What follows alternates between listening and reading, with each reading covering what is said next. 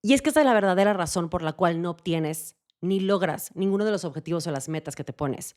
Porque el gap o el abismo que existe entre quién eres hoy y aquello que quieres lograr con esa visión te da miedo. ¿Por qué? Porque te falta confianza. ¿Por qué? Porque sigues pensando que la confianza es un requisito para hacer las cosas cuando la realidad es que es el resultado.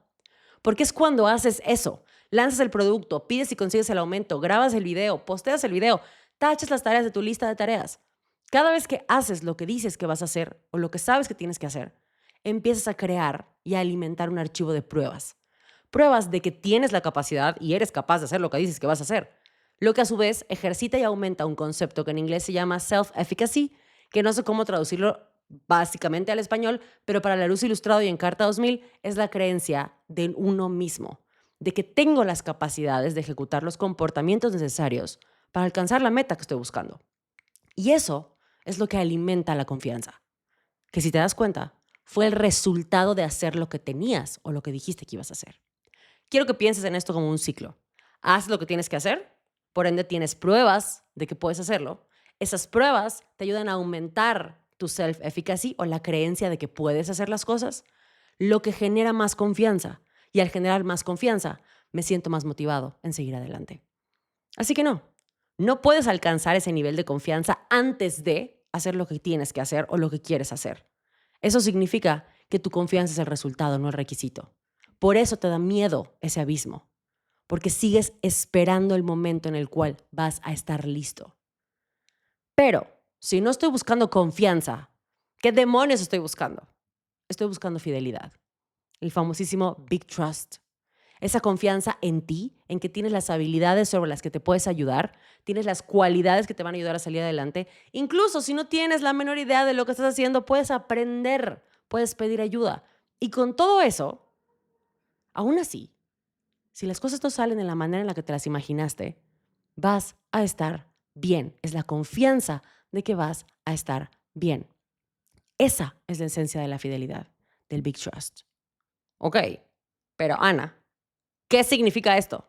¿Cómo demonios se ve ese big trust en mí? Pues justo de eso vamos a platicar en el episodio de hoy, Mari Carmen. Saca tu taza de café, libreta o pluma porque hoy te traigo una guía para ejercitar la famosísima Big Trust.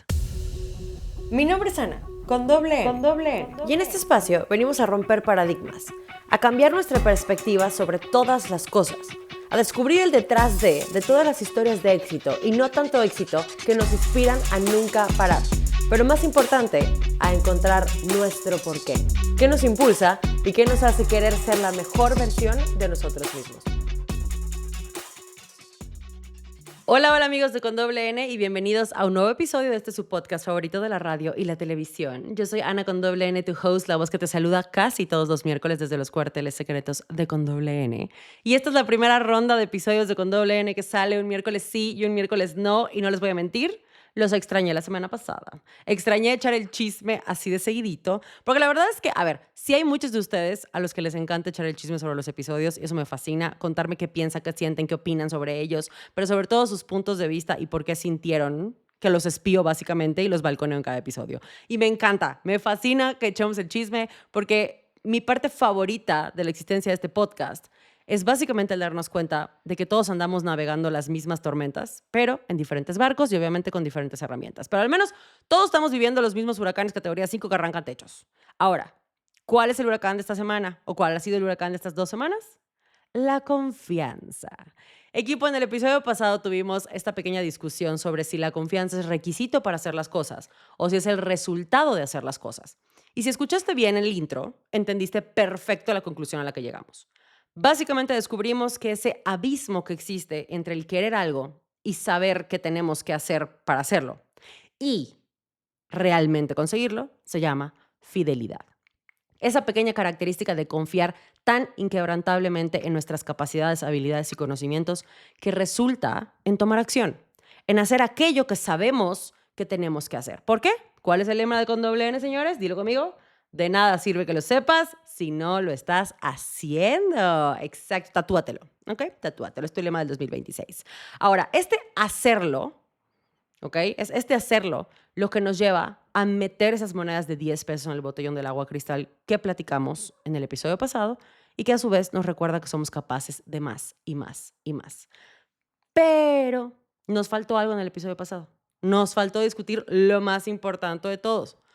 ¿Cómo demonios, Ana Laura, con doble N, voy a construir mi fidelidad? Y Mari Carmen, saca papel y pluma, vamos a darle que hoy el episodio viene con puntos, comas y señales, pasos A, B y C, para que podamos empezar a entender más a profundidad de la fidelidad, cómo construirla y cuáles son, vamos a decirle, sus mayores amenazas y cómo se presentan estas amenazas dependiendo de la persona, dependiendo sus cicatrices, dependiendo sus heridas de guerra. Me estoy adelantando cañón.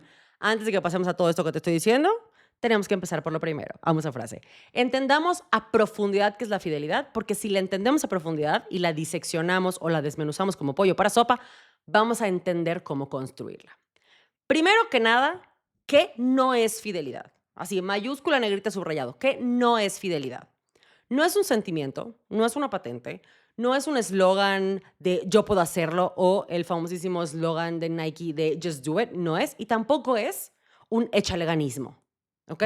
La fidelidad viene fundamentalmente de 4 cosas que, apunta, ¿ok?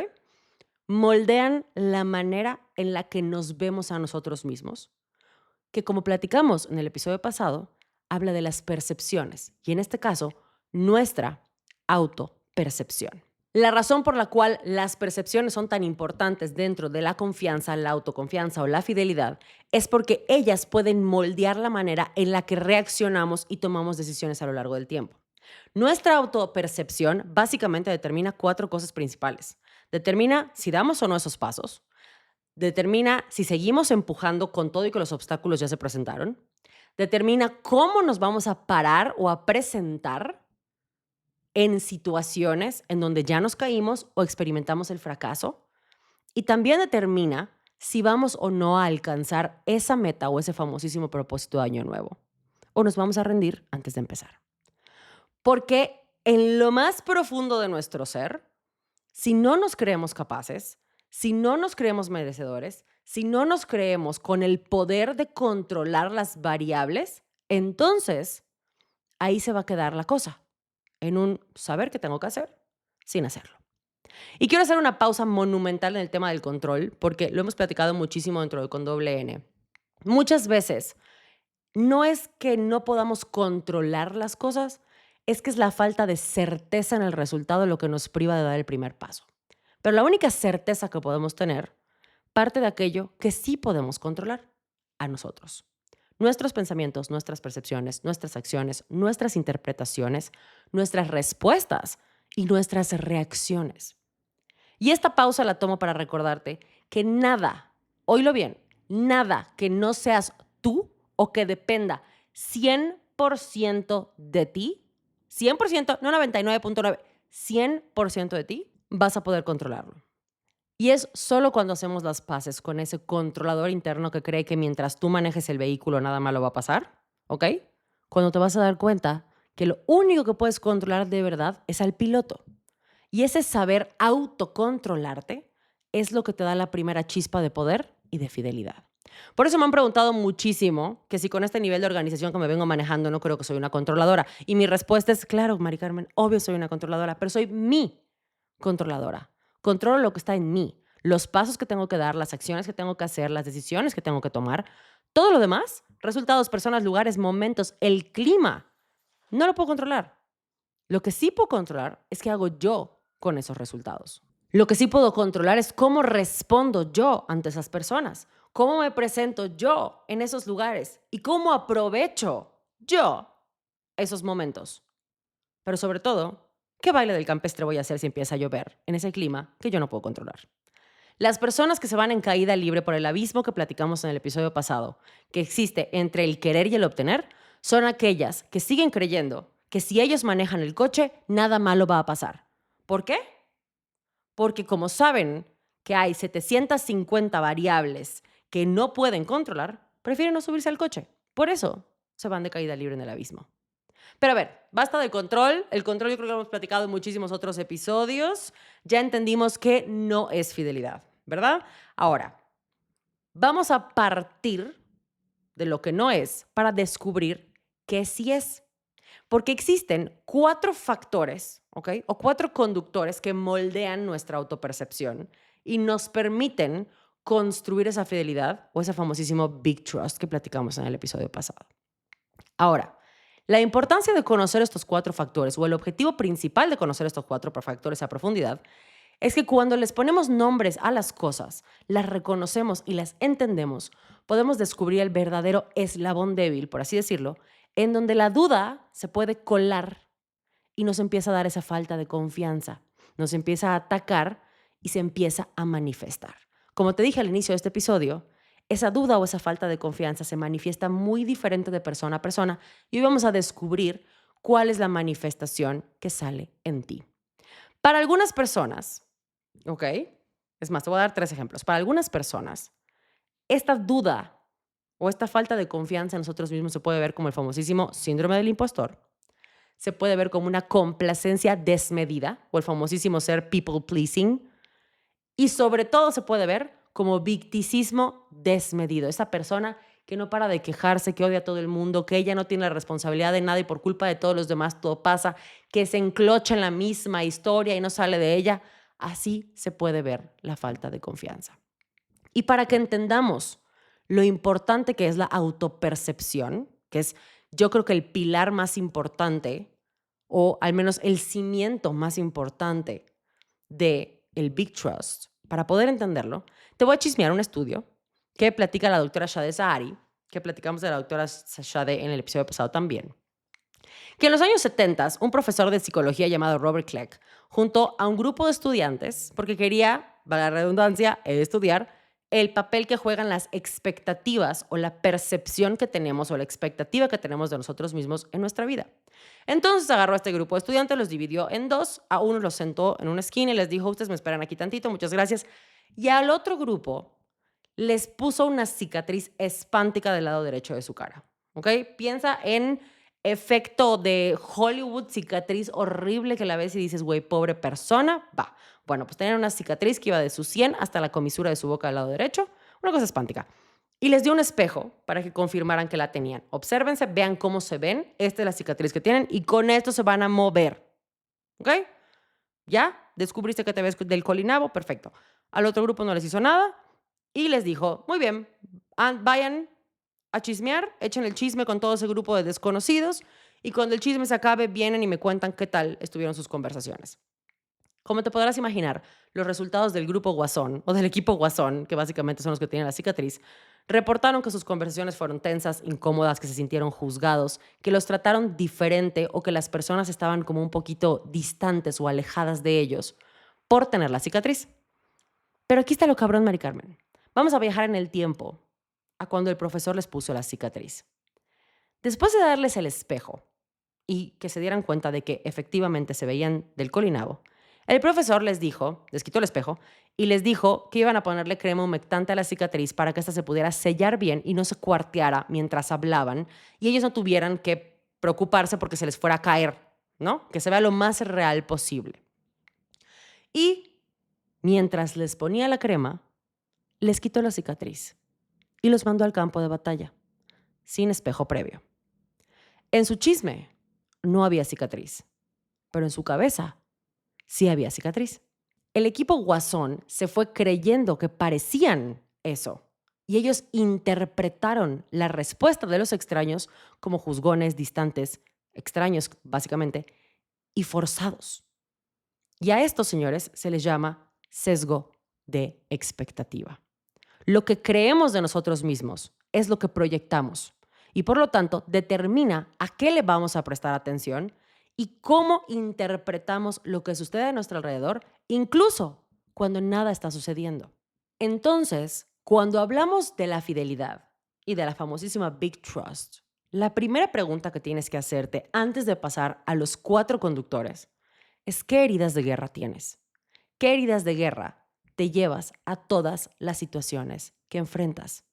Porque si tu cicatriz, por ejemplo, es el de desmerecimiento o de no creo que me merezco las cosas, no debería yo estar aquí, hay gente mejor capacitada que yo, constantemente te vas a encontrar en situaciones que te van a reafirmar que no te mereces las cosas. Y vas a usar esas situaciones como prueba confirmatoria de que no te mereces estar en donde estás.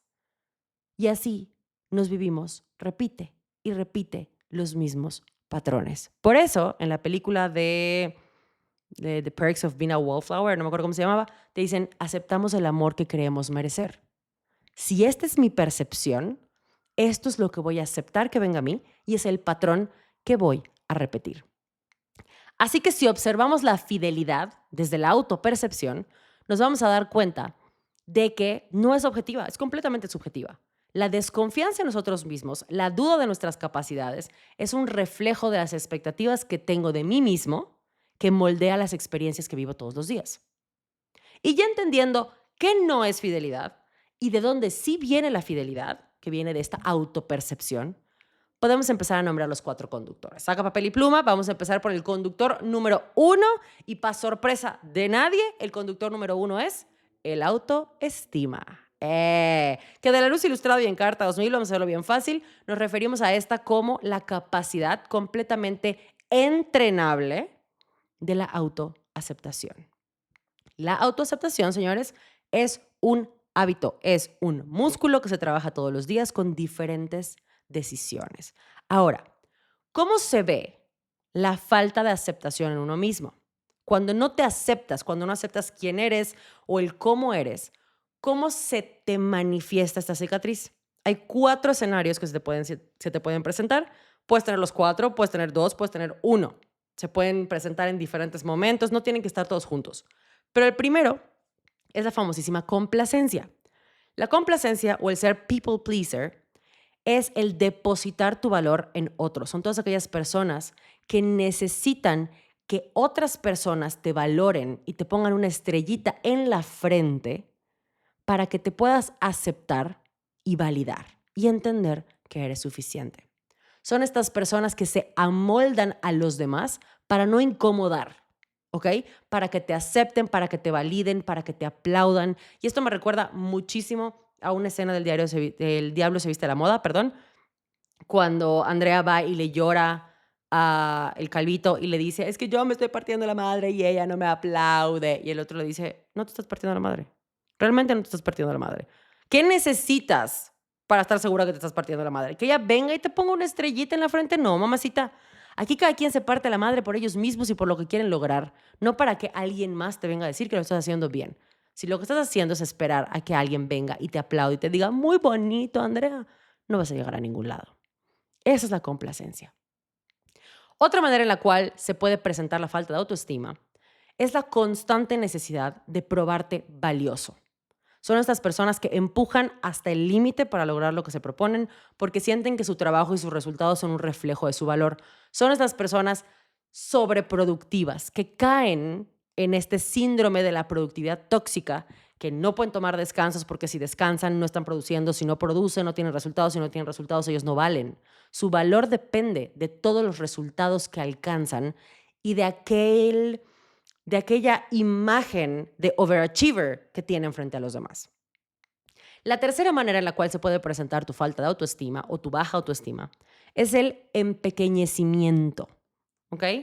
Que son todas aquellas personas que se hacen chiquitos y les da miedo el éxito, literalmente, ¿ok? No es de que, te da miedo el éxito, no, realmente les da miedo el éxito porque sienten que si logran algo, entonces más ojos van a estar sobre ellos y entonces tienen que comprobar todos los días que son capaces y merecedores de estar en donde están y que se merecen esto.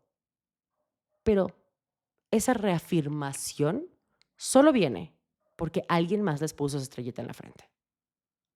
Y la última tiene un nombre medio raro y se llama Schadenfreude, si no me equivoco, que es la alegría por el mal ajeno. Cuando tú tienes una autoestima baja, cuando tú no te autoaceptas, cuando tú no eres capaz de validarte a ti mismo, disfrutas o te alegras por el fracaso ajeno. ¿Por qué? Porque es una señal de que tú estás bien. Como, lo intentó y falló. Yo sabía que no se tenía que intentar. Como no lo intenté, no fallé, yo estoy bien. Él lo intentó y falló. Realmente, el que avanzó más fue él y no tú. Ahora, ¿cómo se ve aceptarse uno mismo? Porque ya te dije cómo se ve no aceptarte. Que, en resumen, people pleasing, constante necesidad de aprobación externa, empequeñecimiento y Schadenfreude, o la alegría por el mal ajeno. Ahora, del otro lado, en otra perspectiva, el aceptarse uno mismo se puede ver como no tomarme feedbacks personales, entender que son críticas constructivas cuando realmente vienen de personas que te están dando una crítica constructiva y no están reflejando sus propias carencias sobre ti. Y para poder darnos cuenta de eso tenemos que estar muy en sintonía con quiénes somos y con aquellas cosas que a nosotros nos bajan la autoestima. ¿Ok?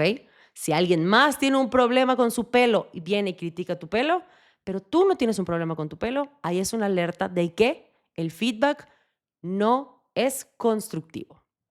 Ahora, otra manera en la que se ve aceptarse uno mismo es no te tomas personal las opiniones ajenas.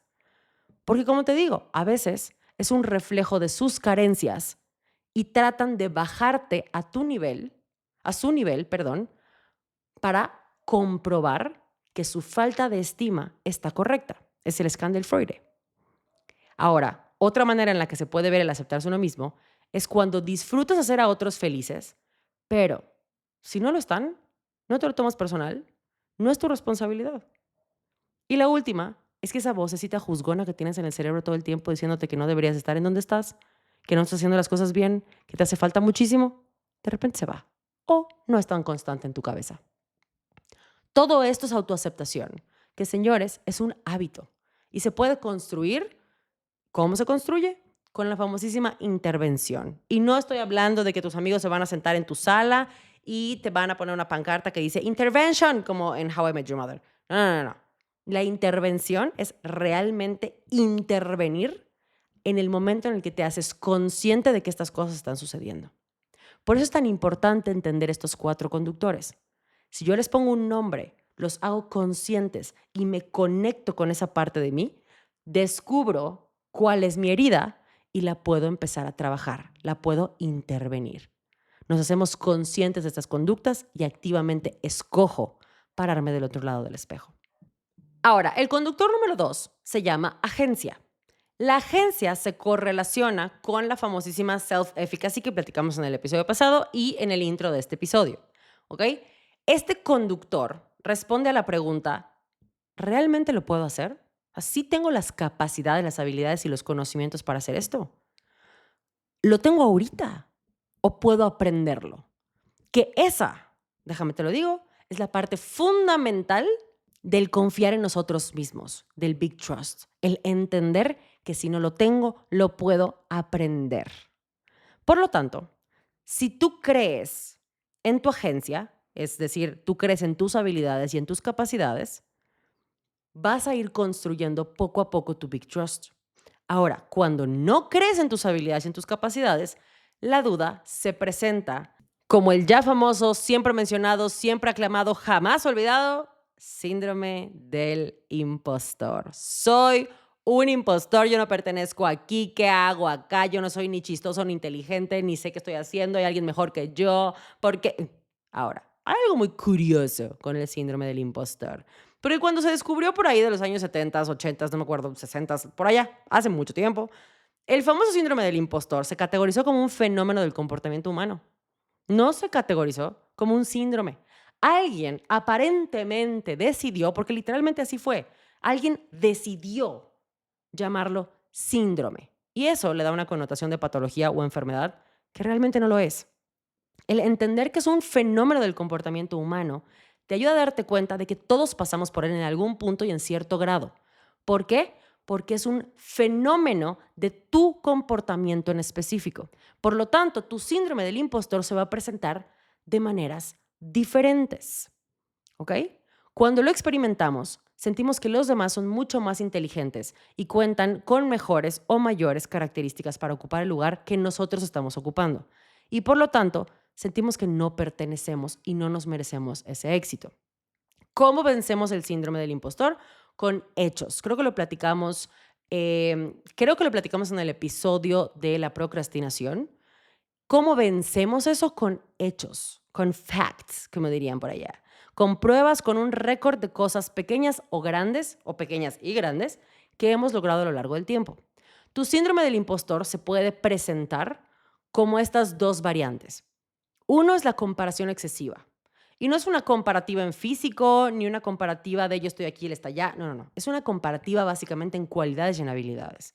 Ay, esa persona es buenísima hablando en público, yo soy pésima. Ay, esa persona es excelente con las relaciones públicas, por eso tiene ese éxito. Como yo no soy bueno con las relaciones públicas, yo nunca voy a lograr las cosas. Esa persona es excelente en las redes sociales, yo soy malísimo, nunca voy a alcanzar nada.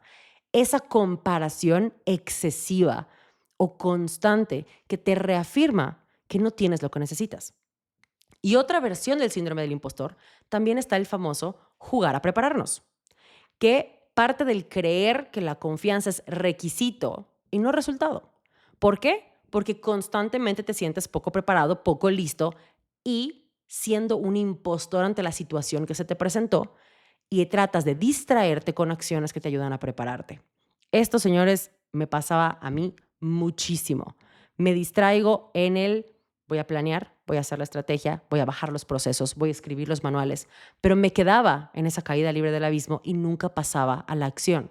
¿Por qué? Porque me sentía incompleta, porque sentía falta de confianza, porque sentía que necesitaba confiar en mí en ese momento, necesitaba confianza, perdón, no confiar en mí, para dar ese paso, cuando en realidad lo único que necesitaba era confiar en que si me atoraba, podía salir del desmadre, en que si no sabía cómo se hacían las cosas, podía yo aprenderlo desde cero, en que si sentía que no sabía qué estaba pasando porque era la primera vez que estaba yo haciendo las cosas, es porque es la primera vez que estoy haciendo las cosas. Es obvio que no voy a saber cómo se hacen las cosas. No es que yo sea una impostora, es que estoy experimentando las cosas por primera vez y en ese momento tiene que entrar ese chip de estudiante eterno, esa esponja que me reafirma que si no sé las cosas, las puedo aprender. Y de ahí viene ese self-efficacy. De ahí viene esa fidelidad de confiar en mi capacidad de aprender, absorber y poner en práctica. ¿Cómo se ve el tercer conductor? ¿Ok? Hasta este momento tenemos dos conductores. El primero es la baja autoestima o básicamente tu autoestima. ¿Ok? El eslabón débil es baja autoestima, el eslabón fuerte es tener autoestima y creer en ti. El segundo es la famosísima agencia o el self-efficacy, que es el confiar en tus habilidades y en tus características, o al menos en el entender que tienes la capacidad de aprender aquello que es nuevo. Y tu eslabón débil es ese síndrome del impostor, es la comparación excesiva, el jugar a prepararte. El tercer conductor del Big Trust es la autonomía. Y quiero que levante la mano aquel que conoce a alguna persona que se hace a la víctima todo el tiempo, que sienten rencor por todos y por todo el tiempo, que no sueltan esa experiencia incómoda que vivieron y culpan por su falta de movimiento y por su falta de experiencia a todas las personas de alrededor de ellos, menos a ellos. Y ojo, no hablo de personas que realmente viven situaciones de marginación, falta de recursos reales, discriminación, etc. Hablo de aquellos que tenemos el privilegio de poder escoger, pero escogemos vivir en un mundo de baja autonomía. Aquellos que culpan a los demás por su falta de éxito o resultados, que no se hacen, responsables de lo que está en su control y prefieren repetir la historia del por qué ellos no son los culpables y solo fueron los lastimados una y otra vez. Esta es una forma de falta de poder, de impotencia autoimpuesta. Y ojo con el autoimpuesto.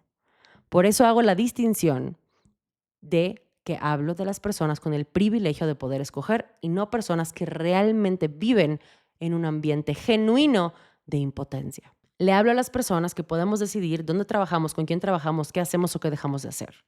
Básicamente, de aquellos que podemos decidir todo todos los días. Porque hay algunos de nosotros que decidimos vivir en un estado de baja autonomía, en donde nos sentimos faltos de poder. Porque es más fácil sentirnos faltos de poder y de opciones que decidir hacer algo para cambiar las cosas. Es mucho más rico y más cómodo quedarme en esa queja constante sobre la misma historia que me lastimó y me puso una cicatriz, que hacer el esfuerzo de borrarme la cicatriz de la cara. Es como cuando tienes la opción de escoger entre las escaleras y el elevador. La fila para el elevador siempre va a ser la más larga, el elevador siempre va a estar más lleno y vas a tener que esperar. Puedes escoger las escaleras. Lo que pasa es que las escaleras sí te van a llevar más rápido, pero van a requerir más esfuerzo que subirte al elevador y picar un botón.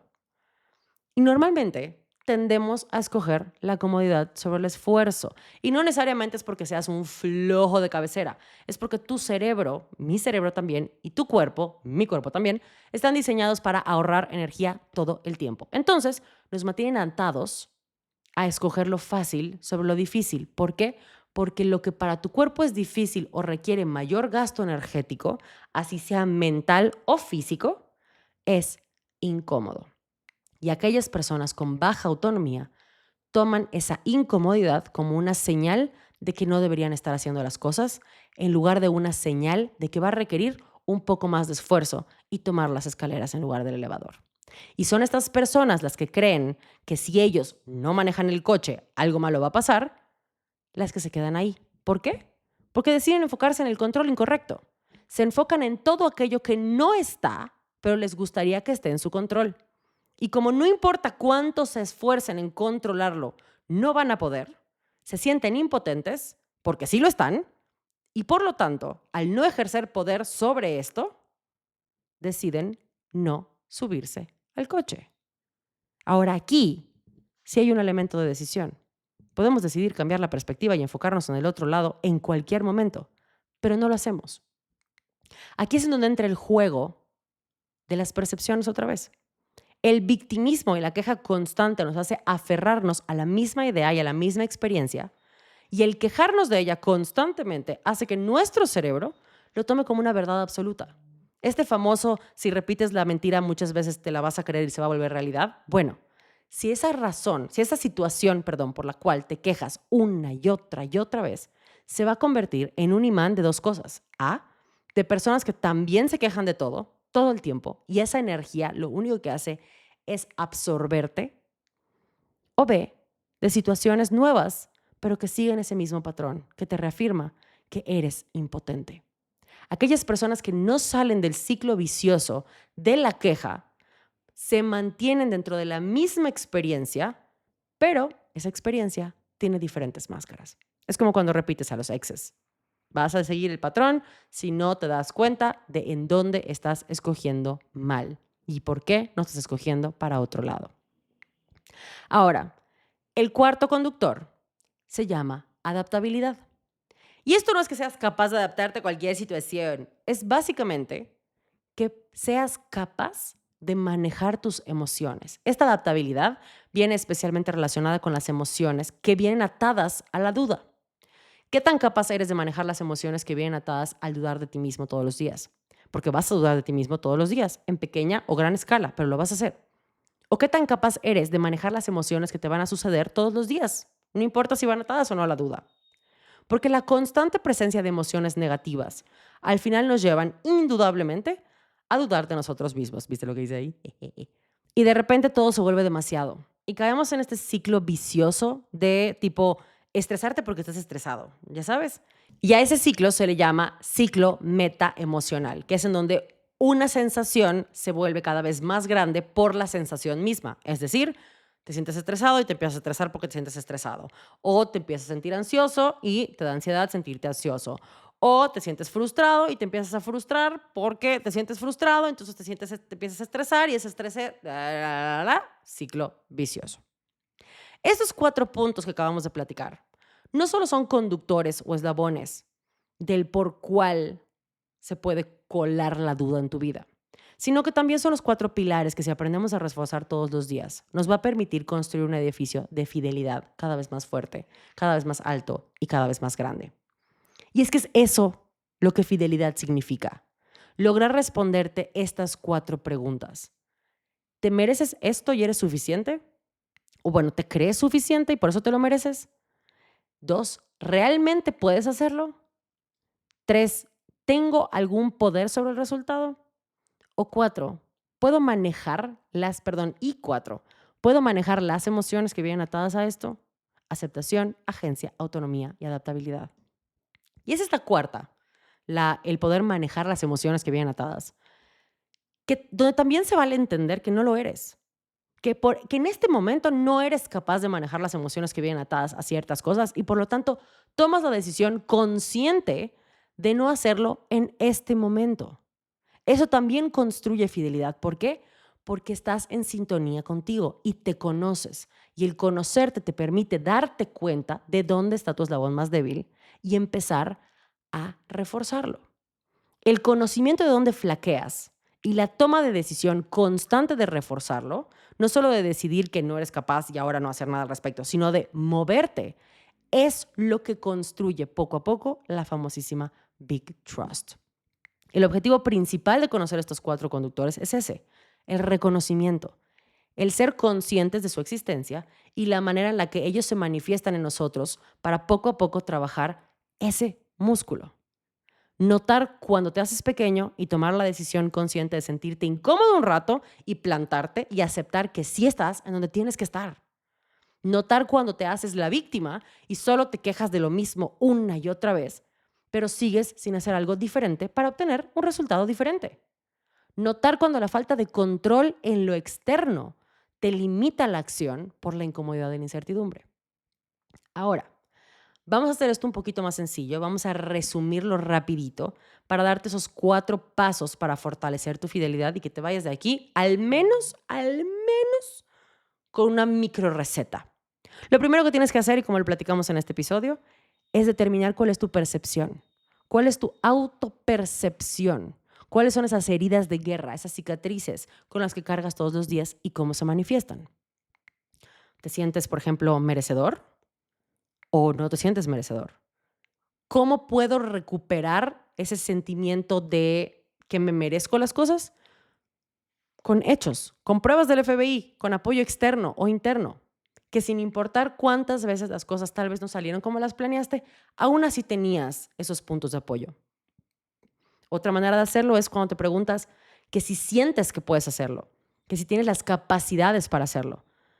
Y para eso también te vas a apoyar en hechos, en facts, en pruebas del FBI, en ver esas cosas que ya lograste, grandes o pequeñas. Y también entender que, güey, si es la primera vez que estás haciendo las cosas, ¿por qué crees que te va a salir bien a la primera? Es imposible. Si es la primera vez, entonces en lo que tienes que confiar es en tu habilidad de aprender. 3, ¿sientes que tienes el control sobre el resultado? ¿Sientes que lo tienes? No, Mari Carmen, no lo puedes tener. Nadie tiene control sobre ningún resultado.